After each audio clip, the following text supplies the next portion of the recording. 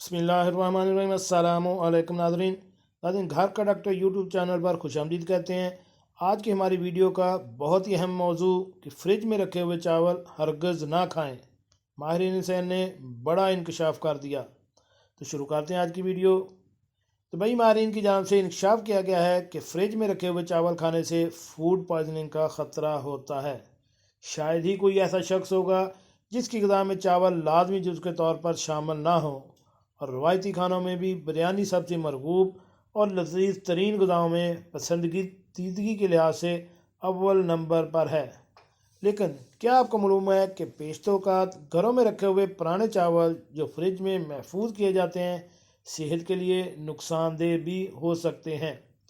तो माहिरीन का कहना है कि चावलों को दोबारा गर्म करना ख़तरनाक नहीं, बल्कि अहम यह है कि चावल पकाने के बाद इन्हें महफूज कैसे किया जाए।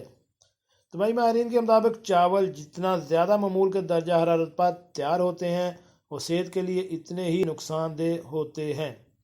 तो भाई, माहिरीन ने बताया है कि जब चावल कच्चे होते हैं तो इनमें फूड पॉइजनिंग वाले जरासीम मौजूद होते हैं जो पकने के बाद मज़ीद बढ़ जाते हैं।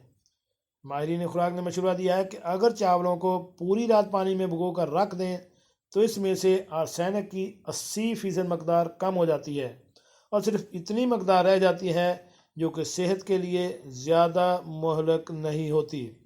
इसलिए आप कोशिश करें कि अगर आप चावल के शौकीन हैं तो सिर्फ उतने ही चावल पकाएं जितने कि आपके एक टाइम में लग जाएं और वो आपको फ्रिज में स्टोर करने ना पड़े।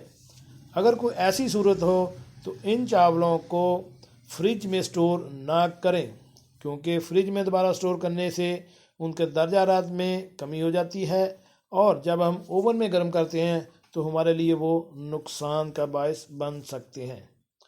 तो ऐसी एहतियातों से हम अपनी ज़िंदगी को बेहतर तरीके से महफूज रख सकते हैं। मिलते हैं एक नई वीडियो के साथ। अस्सलामु अलैकुम।